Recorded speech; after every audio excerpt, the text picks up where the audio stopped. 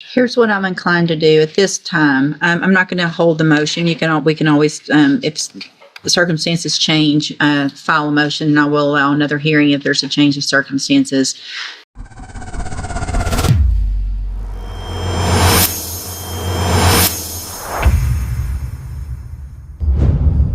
With the offense of murder, and Mr. May. And in cause number 24, DCCR 2431, with the offense of unauthorized use of a vehicle, Mr. Wilkerson has filed a motion just in the murder case, correct? And Mr. Wilkerson, do you intend to call your client or other witness? Your Honor, I just intend to call my client, and then also Venetia Jones, if she is still present. Mr. Johns, best you can, raise your right hand. Or Jones, I'm sorry. Do you swear or affirm the testimony you're going to give in this hearing will be the truth, the whole truth, and nothing but the truth? Yes, ma'am. Thank you. You can go ahead, Mr. Wilkerson. Yes, sir. Go ahead. Let me say, while the write-up thing was going on and going around, I didn't have my proper medications, but I was supposed to be seeing a psych nurse to take my proper medications. And I feel like if he was to give me a bond reduction, and I was to get those recommendations, and I was connect bond, I'll follow the rules because I take my medications now, which are for my anxiety, depression, and things of those nature. So I feel like a bond reduction is necessary, but no. So you have your medications now? No, but I should have them by the 21st. So what,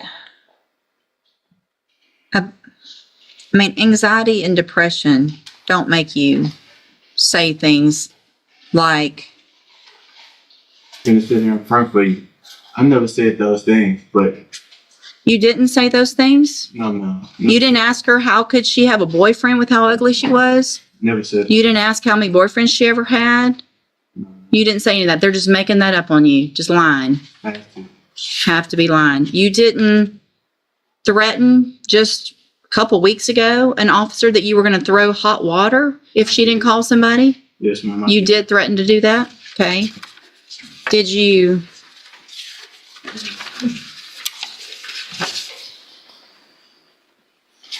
Did you say at one point when y'all were getting in trouble that what it had to do with somebody giving a Bible back to another person, and you inserted yourself in something that wasn't about you, and you said, that's what's wrong with y'all officers. Y'all think we on y'all time, and I'm not. So you don't think you're on their time when you're in jail? I never said that. You didn't? They made that up too? What I said was, respect is given both ways. That was my exact words. Respect is given both ways. And so you think you deserve respect with how you're acting. I got pages of incident reports, and it's pages only starting in June. We're talking about pages over just the last 2 months. Fighting. You've been in at least 2 or 3 fights, right? Yes, ma'am. Yeah. Mr. Coleman? Your Honor, I have just a couple questions. Mr. Jones, what did you do with the weapon after Lenny Nixon was shot? I gave it back to Green. And when did you and Green decide to rob Lenny Nixon? Objection, Your Honor. These questions obviously go to the guilt innocence aspect of I this. think you opened that door when you asked him about the shooting and who the shooter was.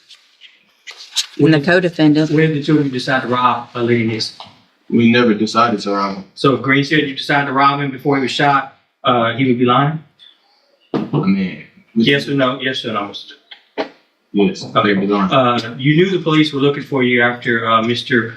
Nixon had been shot, but nevertheless, you didn't turn yourself in, correct? I didn't know.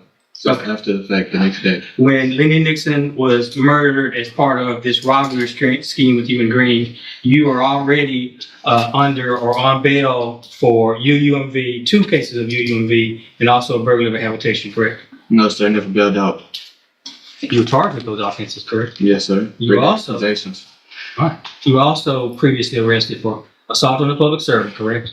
Yes, sir. Criminal trespass, Yes, sir. another UUMV, Yes, sir. evading arrest, another evading arrest with a motor vehicle. That's all included in your criminal history, correct? Yes, sir. Who is Venetia Jones to you? What? All right, pass witness, Judge. Thank you. Go ahead, Uh, Mr. Wilkerson. Yes, Your Honor, we gotta circle back over some of those. Just to be clear,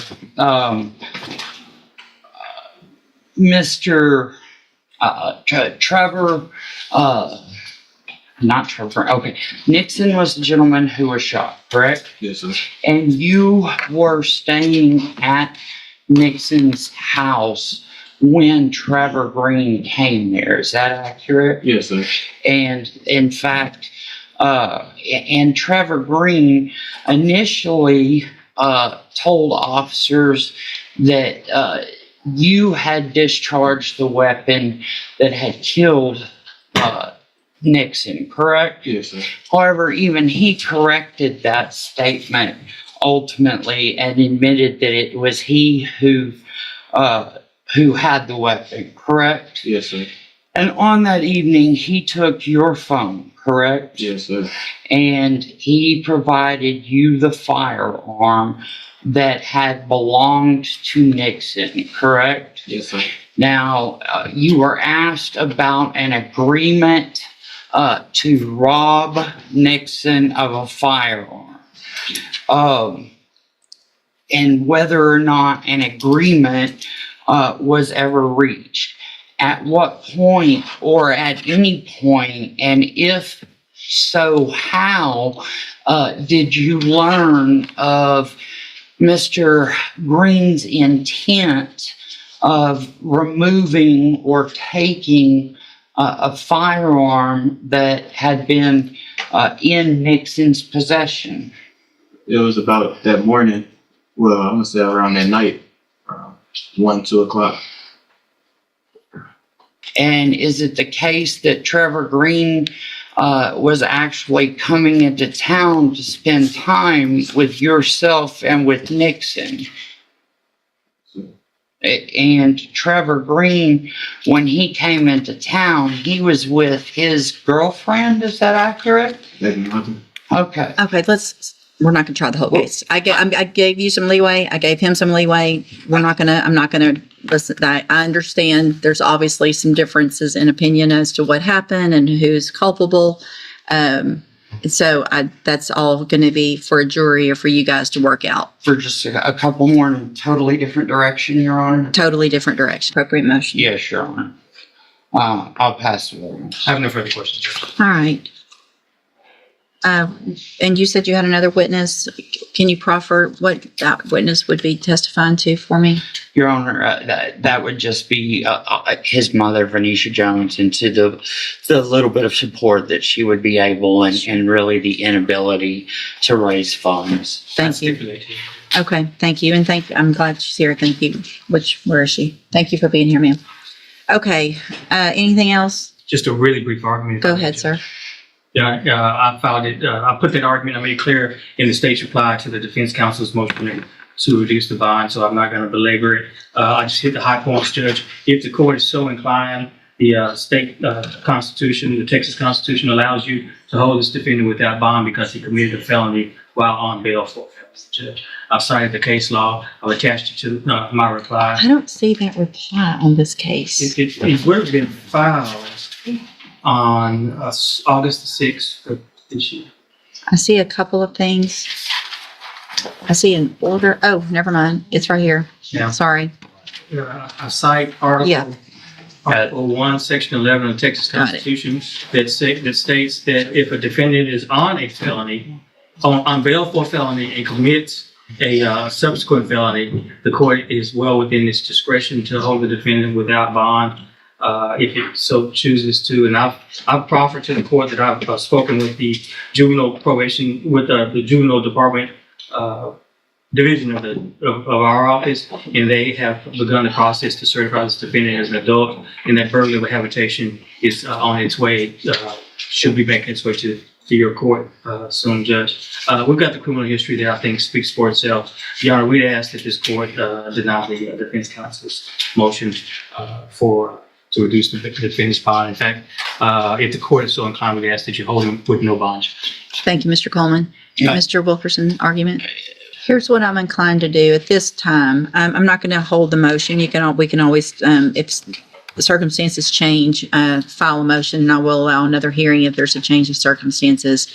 Today, based on the nature of the offense, based on the amount of and nature of the incident reports from jail, based on the amount of and nature of the allegations of criminal history as a juvenile, Mr. Jones is 17, about to be 18, right? Yes, ma'am. So based on that, all of that, I am going to deny the motion to reduce the bond at this time. Obviously, it sounds like the jail's doing what they can to get Mr. Jones help. If you want to file a motion with regard to any other competency of whatever you want to file with regard to that, get that filed, and I'll take a look at it as soon as it comes through. All right, you go back with the bailiff. And listen, Mr. Jones, whatever issues you're having, none of that, in my opinion, coincides with how you're behaving, right? So you need to make an adjustment of what you're doing in jail. And if you don't, then Mr. Wilkerson's not going to have any argument whatsoever for me to reduce your bond later or anything like that. So I probably talked to just about everybody in that dorm, I think, in the last couple of weeks about this behavior. Y'all can all continue to act like you're acting, and y'all can all sit there and wait for your cases and then go to prison or whatever happens. Or somebody can step up and say, I'm not going to act like that. I'm going to get up when I'm supposed to. I'm going to follow the rules. I'm not going to fight. I'm not going to call names. I'm not going to, all those things. It's not that hard. Just follow the rules. You may not like them. Follow them. And if you can't, then stay in there and keep doing it. Does that make sense? Yes, ma'am. All right, go back with the bailiff.